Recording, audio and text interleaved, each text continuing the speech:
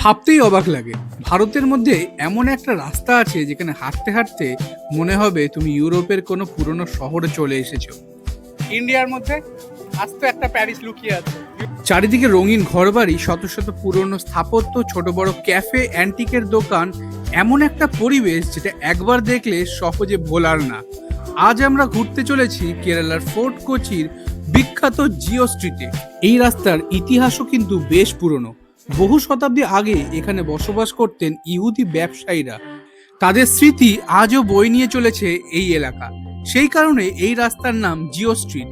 ইতিহাস আর সংস্কৃতির এক অসাধারণ মেলবন্ধন আজও এখানে অনুভব করা যায়। এখানে হাঁটতে হাঁটতে চোখে পড়বে অসংখ্য অ্যান্টিক শপ, পুরনো ঘড়ি, কাঠের আসবাবপত্র, পিতলের জিনিস, ভিনটেজ ক্যামেরা থেকে শুরু করে হাতের তৈরি নানান শিল্পকর্ম।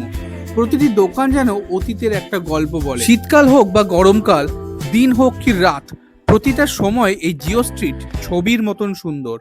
আর তুমি যদি ফটোজেনিক হয়ে থাকো তাহলে এই জায়গা তোমার জন্য একবারে স্বর্গ। জিও স্ট্রিটের সৌন্দর্য ঠিক ভাষায় প্রকাশ করা কঠিন। সরু পাথরের রাস্তার দুপাশে সারি সারি রঙিন ঔপনিবেশিক বাড়ি, পুরনো কাঠের দরজা জানলা, ঝুলন্ত ফুলের টব আর ভিনটেজ ল্যাম্পপোস্ট, সব মিলিয়ে যেন এক জীবন্ত পেইন্টিং। এখানে হাঁটতে হাঁটতে প্রতিটা মোড়ে মোড়ে নতুন নতুন দৃশ্য চোখে পড়ে। ঘুরতে ঘুরতে ক্লান্ত হয়ে পড়লে ঢুকে পড়তে পারো এখানকার ছোট্ট কোনো ক্যাফেতে। এক কাপ কফি আর শান্ত পরিবেশ তোমার সারাদিনের জার্নির অভিজ্ঞতাকে আরো মেমোরেবল করে তুলবে। তো এবার আমরা যাবো হচ্ছে এরকম একটা কোনো রেস্টুরেন্টে, এখানে গিয়ে আমরা লাঞ্চ, আমরা এখন ট্রাই নেবো যে কি লাঞ্চ করা যায়। লাঞ্চ হয়তো করতে পারবো না, হালকা ফুলকা কিছু খাবার খাবো, চলো শেয়ার করবো।